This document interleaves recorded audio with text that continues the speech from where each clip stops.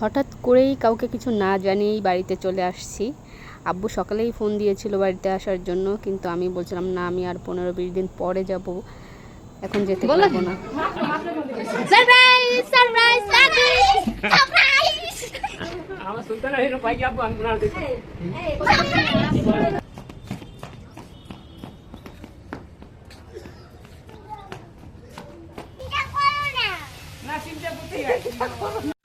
এই জায়গাটা হচ্ছে আমার আব্বুর সময় কাটানোর জায়গা।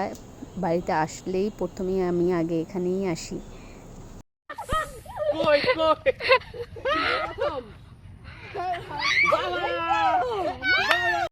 আমি অনেকক্ষণ ধরে চেষ্টা করছিলাম, কিন্তু আমার বড়শিতে একটা মাছও বাজছিল না। ফাইনালি একটা মাছ পেয়েছি।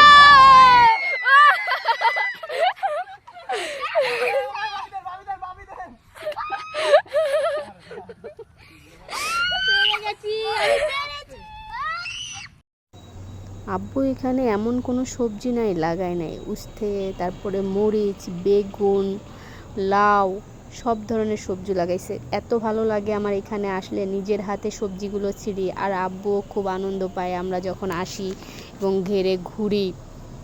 আব্বু খুবই আনন্দ পায়, আমরাও খুব আনন্দ পাই। মাছকে খাবার দেই, সবজিগুলো ছিঁড়ি এবং এগুলো আবার ছিঁড়ে ঢাকায় নিয়ে যাই। খুবই আমাদের থেকে আমার আব্বুই বেশি আনন্দ পায়।